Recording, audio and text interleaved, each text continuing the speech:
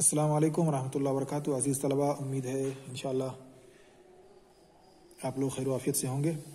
तो ये math 7 chapter 12 का एक्सरसाइज 12.1 हम लोग कर रहे हैं।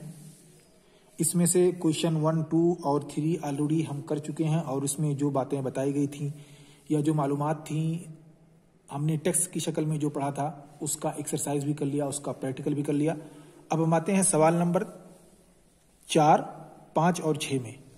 सवाल नंबर 4 में हमें यह बताना है, हमने जो पढ़ा था कि अलजेब्रिक एक्सप्रेशन इसके कई अकसाम हैं। अलजेब्रिक एक्सप्रेशन को उनके टर्म की बुनियाद पर कई हिस्सों में बांटा गया था। यानी जिसमें एक टर्म हो उसको क्या कहते हैं, जिसमें 2 टर्म हो उसको क्या कहते हैं, जिसमें 3 टर्म हो, जिसमें 3 या 1 से जायद टर्म अगर किसी में हो तो उसको क्या कहते हैं। इसे हम लोगों ने पढ़ा था, तो उसी को प्रैक्टिकली यहाँ पे भी समझेंगे कि ये जो अकसाम है बायनोमियल, ट्राइनोमियल या पॉलिनोमियल, ये क्या है, कैसे इसको पहचानते हैं, इसी पर हम आज डिस्कस करेंगे। तो हमारे पास हम जो एक्सरसाइज लिए हुए हैं इसमें तकरीबन 11 पॉइंट्स हैं, 11 नुकात हैं, 12 नुकात हैं। इनमें से हम चंद को लेंगे और फिर समझेंगे कि इसको क्यों मोनोमियल, बाइनोमियल या ट्राइनोमियल या पॉलिनोमियल कहा जाता है। तो पहला एग्जाम्पल हमारे पास है, पहली मिसाल 4y माइनस 7z।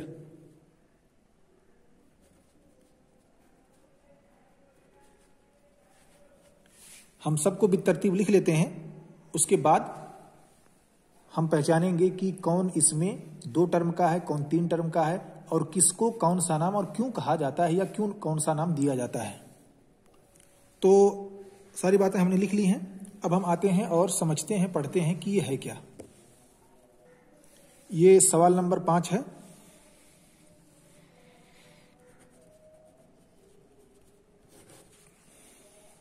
हम 5 का आंसर दे रहे हैं। तो सबसे पहली चीज हमारे पास पहला सवाल है 4y माइनस 7z। तो अब हमें इसमें अकसाम बताना है कि पॉलिनोमियल्स की कितने और कौन कौन सी अकसाम हैं जो इस एक्सरसाइज में बतलाए गए हैं या बयान किए गए हैं। हम जानते हैं कि अलजेब्रिक एक्सप्रेशन को पॉलिनोमियल कहा जाता है। पॉलिनोमियल का मतलब होता है 1 से ज्यादा टर्म वाले, 1 या 1 से ज्यादा, यानी जिसके टर्म हो, जिसको अलजेब्रिक एक्सप्रेशन में पेश किया गया हो, उसे पॉलिनोमियल कहते हैं। आमतौर पर पॉलिनोमियल उसको कहा जाता है जिसके 1 से ज्यादा टर्म वाले एक्सप्रेशन हो या इक्वेशन हो। लेकिन इस पॉलिनोमियल को उसके 1 टर्म या 2 टर्म या 3 टर्म होने की बुनियाद पर तकसीम किया गया है। तो यही पॉलिनोमियल के अकसाम जो है वही हमको बतलाने हैं। तो हमारे पास क्या है पॉलिनोमियल के अकसाम।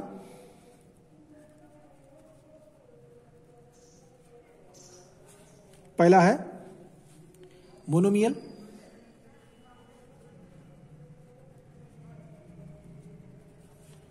दूसरा है बायोनोमियल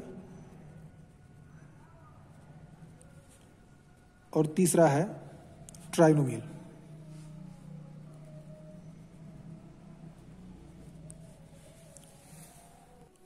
अब इन्हीं तीनों अकसाम को हमें बतलाना है कि इनमें से कौन कौन से हैं और क्यों। हम जानते हैं कि अगर मोनोमियल है तो उसमें 1 टर्म होगा, बाइनोमियल है तो उसमें 2 टर्म होगा और ट्राइनोमियल है तो उसमें 3 टर्म होगा। तो यहां पे देखें,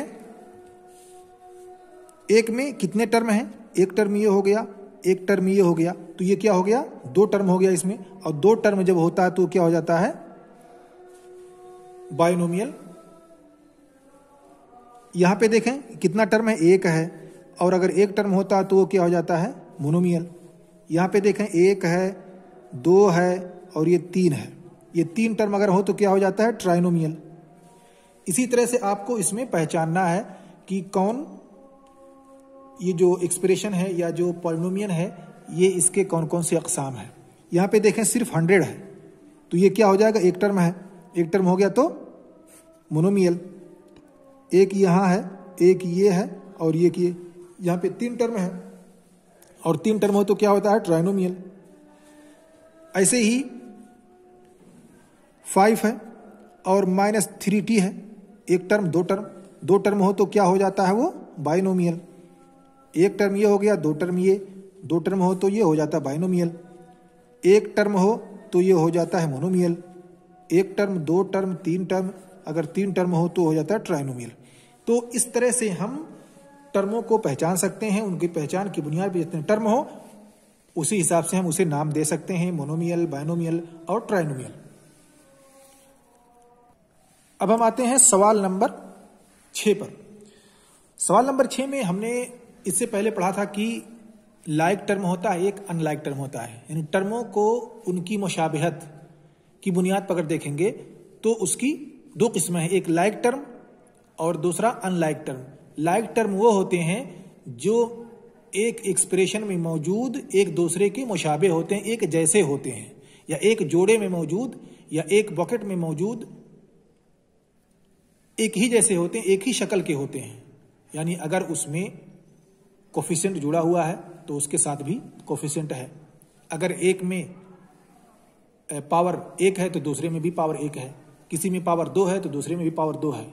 यानी उनकी जो शक्ल है टर्म की वो एक जैसी है तो उसे हम लाइक टर्म कहते हैं, और अगर उससे मुख्तलिफ है तो उसे अनलाइक टर्म कहते हैं। तो सवाल नंबर 6 में जो हमारे पास एक्सप्रेशन है या जो हमारे पास पॉलिनोमियल है या जो हमारे पास पेयर है टर्म का, उसमें हमें ये आइडेंटिफाई करना है, ये पहचानना है कि कौन लाइक है कौन अनलाइक है। तो टर्म को हमने क्या कहा था? इसकी 2 किस्में हैं, एक है लाइक और दूसरा है अनलाइक। तो इन्हीं लाइक और अनलाइक टर्म की बुनियाद पर हमें सवाल नंबर 6 को हल करना है। पहले हम सवालात को लिख लेते हैं, फिर उसके बाद उसको हल करेंगे। तो अब हमारे पास सवाल आ गए हैं। अब इसे हम बताते हैं कि ये लाइक है या अनलाइक है और क्यों। क्योंकि असबाब भी बताना जरूरी है। जब तक हम असबाब नहीं जान पाएंगे क्यों ये लाइक है क्यों ये अनलाइक है, तब तक हम सही से मैथमेटिक्स को हल नहीं कर पाएंगे। यहां पे देखें, ये एक जोड़ा है 1 का और 100 का। यह टर्म मैं कहता हूं लाइक है, लेकिन क्यों? अगर कहूं अनलाइक है तो क्यों, ये जानना हमें जरूरी है।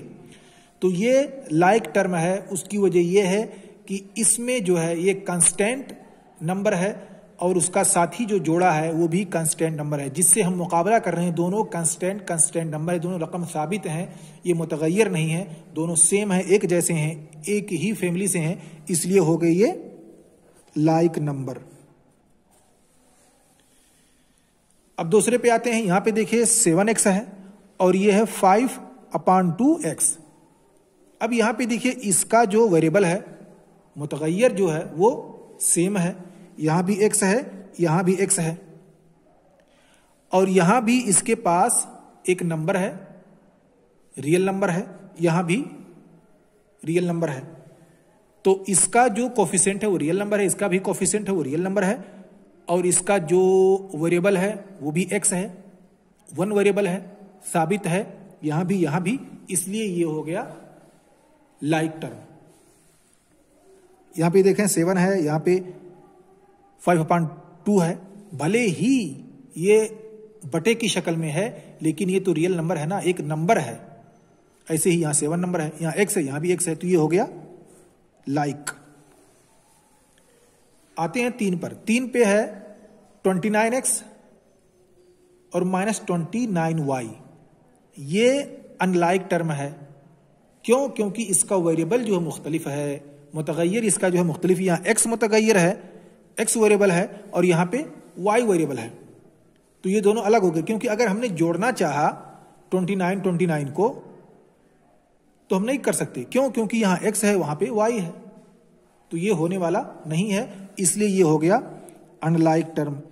इसलिए कहा जाता है कि अनलाइक टर्म को आप ना तो सब्सट्रैक्ट कर सकते हो और ना ही जोड़ सकते हो, ऐसे ही जैसे लाइक टर्म को आपस में एक दूसरे से जोड़ सकते हो। क्योंकि अगर 2x है प्लस 5x है तो 2 और 5 को हमने जोड़ दिया, हमको मिल गया 7x। लेकिन ऐसा आप अगर अनलाइक टर्म है तो ऐसा नहीं कर सकते, बल्कि उसको दूसरे हिसाब से हल किया जाता है या उसी शक्ल में उसको जोड़ दिया जाता है, उसको उसकी असली हालत पे छोड़ दिया जाता है। हम आते हैं चौथे पे। चौथा है 14xy और 42yx। यहां पे देखें मुतगय्यर सेम है लेकिन जगह उसकी बदली हुई है। यहां पे xy है, यहां पे yx है। और आप जानते हैं चाहे आप 5 को 10 से ज़रब करें या 10 को 5 से ज़रब करें, रिजल्ट हमेशा सेम आएगा, एक जैसा आएगा। यहां पे वही है, चाहे आप x से y को ज़रब करें या y को x से ज़रब करें, दोनों बात एक ही है। चाहे आप पहले कंस्टेंट नंबर जो रकम साबित है 42 से पहले y में ज़रब करें या 42 से पहले x में ज़रब करें, दोनों बात एक ही है। चाहे आप 2 ज़रबे 3 ज़रबे 4 करें या 4 ज़रबे 3 ज़रबे 2 करें या 2 ज़रबे 4 ज़रबे 3 करें, हर सूरत में आपको रिजल्ट एक ही आएगा। ऐसे यहां पे है xy और yx, तो ये भी क्या है, लाइक टर्म है।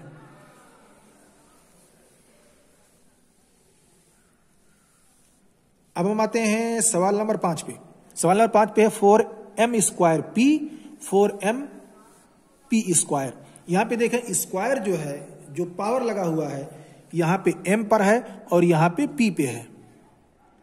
और m ये अलग नंबर है, अलग वेरिएबल है, इसकी अलग वैल्यू हो सकती है और p की अलग।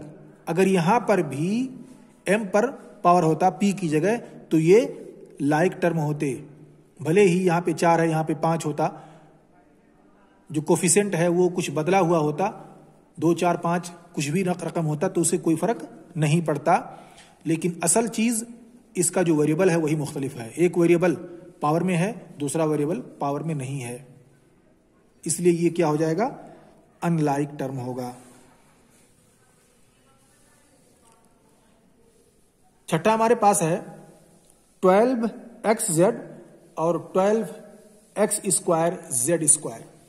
यहां पे देखें x पे स्क्वायर नहीं, z पे स्क्वायर नहीं, यहां पे स्क्वायर है, ये दोनों अलग हो गए, मुख्तलिफ हो गए, ये हो गया, इसलिए अनलाइक टर्म। तो हमने समझ लिया कि पॉलिनोमियल के जो अक़साम हैं वो क्या हैं। मोनोमियल अगर 1 है तो, 2 है तो बाइनोमियल, और अगर 3 टर्म है तो वो ट्राइनोमियल।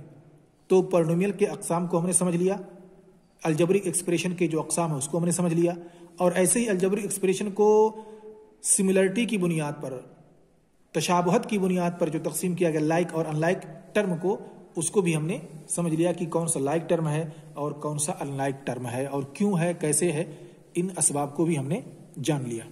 अब हम आते हैं सवाल नंबर 7 पर और इसे भी हल करते हैं। सवाल नंबर 7 कुछ मुख्तलिफ है, इसमें भी हमें सवाल नंबर 6 ही जैसे काम करने हैं, पहचानना है, लेकिन रैंडमली अशवाई तौर पर बहुत सारे एक्सप्रेशन या बहुत सारे टर्म्स, एक्सप्रेशन को तोड़ तोड़ करके बहुत सारे टर्म्स को दिया गया है। अब उन मुशाबिह टर्म्स को, जो लाइक टर्म्स हैं, उन्हें इकट्ठा करना है। एक दूसरे से जो मिलते जुलते हैं, एक दूसरे के लाइक जो हैं, एक दूसरे जैसे जो हैं, उन्हें हमें एक साथ मिला देना है, और जो दूसरे से मुशाबिह हैं उनको दूसरे से मिला देना है। तो हमें इसमें छांटना है कि कौन टर्म किसके साथ मिलजुल रहा है, किसके साथ लाइक हो रहा है, किसके साथ इसकी मुशाबिहत हो रही है। तो रैंडमली हमारे पास अशवाई तौर पे बहुत सारे टर्म्स हैं। पहले टर्म को हम लिख लेते हैं, फिर उसके बाद हम उसकी छटाई करेंगे। तो सवाल हमारे पास ऑलरेडी मौजूद है। अब हम इसमें से पहले को लेते हैं और उसकी मुशाबिहत को पूरे में ढूंढते हैं। हमारे पास है 1 -xy²। अब इसके साथ देखें कि क्या इसको हमने बना दिया 1, यानी 1 नंबर है। अब इससे मुशाबिह जितनी चीजें हमें उसे लिखनी है।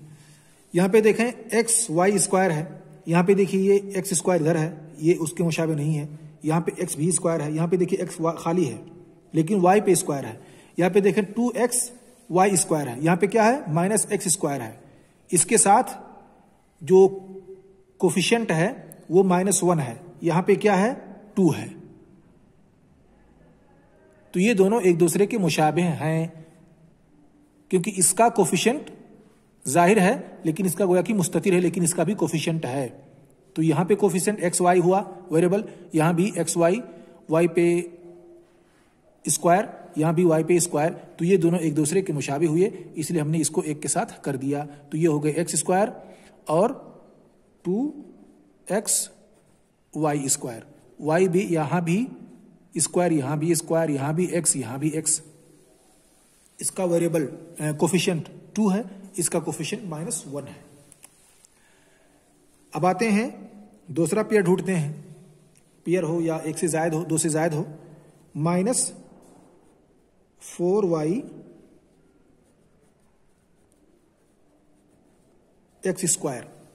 अब हमें 4 को नहीं देखना है, हमें देखना है कि यहाँ पे Y square Y X square कहीं पे है कि नहीं।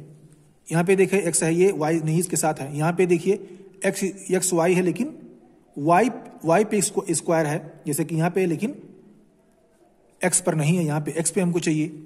यहाँ पे देखें 11 है, एक्स स्क्वायर है लेकिन इसके साथ वाई नहीं है, तो हम यहाँ ढूंढें वाई और एक्स स्क्वायर, वाई और एक्स स्क्वायर। यहाँ पे देखें एक्स पे स्क्वायर है, यहाँ भी एक्स पे स्क्वायर है, बस फर्क ये है कि वाई पहले आया है, यहाँ पे पहले है और यहाँ पे बाद में है। तो ये दोनों एक दूसरे के मुशाबिह हैं, जैसा कि मैंने पहले बतलाया कि चाहे आप 2 को 4 से ज़रब करो या 4 को 2 से ज़रब करो, दोनों सूरतों में बात एक ही है। तो ये हो जाएगा हमारा 20x स्क्वायर वाई या -4y एक्स स्क्वायर। तो हम ऑलरेडी इसको भी खत्म कर चुके, इसको भी, और ये भी खत्म कर चुके, और ये भी। अब हमारे पास बचा 2 से तीसरे नंबर पे 8x स्क्वायर। 8x स्क्वायर, इसमें हम देखें कि कहीं पे x स्क्वायर है, जी बिल्कुल आ रहा है। यहां पे देखें 11 एक्स स्क्वायर, इसको हमने लिख दिया -11 एक्स स्क्वायर। यहां पे देखें एक्स स्क्वायर नहीं है, यहां पे भी नहीं, यहां पे भी नहीं, यहां पे -6 एक्स स्क्वायर है, तो यहां पे -6 एक्स स्क्वायर हो गया। तो इन तीनों को हमने एक पेयर में कर दिया, एक जोड़े में कर दिया, तो ये भी खत्म हुआ। अब हम आते हैं 100 पे।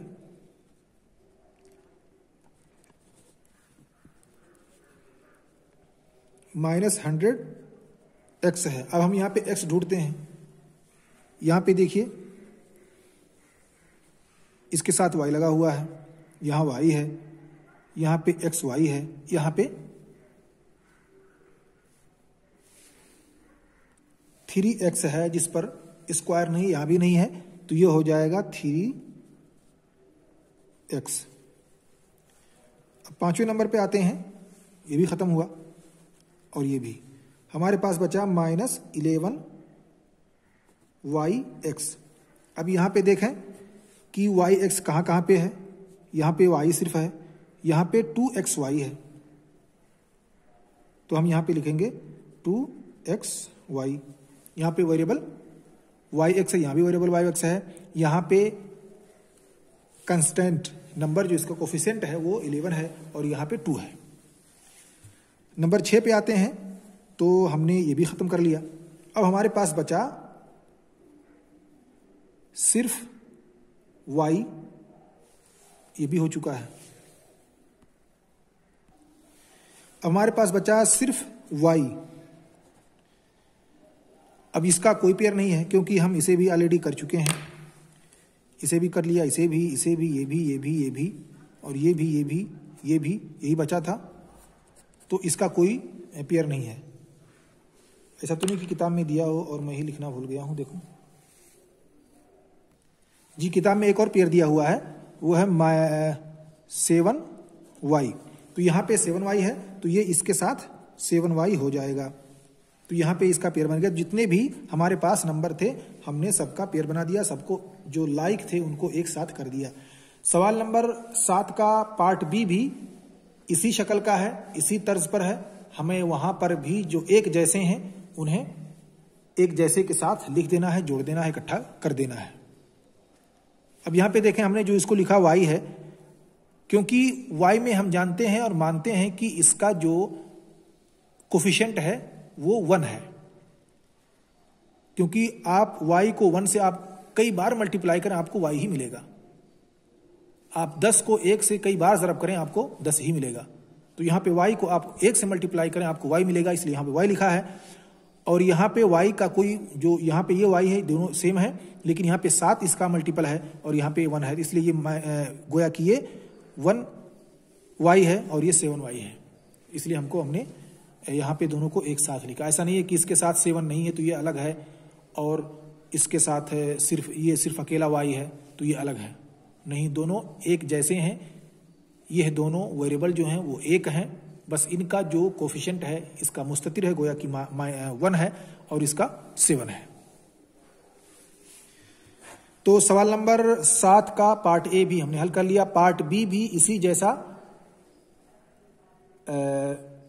तरीका है उसको हल करने का। पार्ट बी में भी यही सब दिया हुआ है, आप उसको देखें और एक के मुशाबे जो हो इसी तर्ज पर उसे आप खुद से हल करें।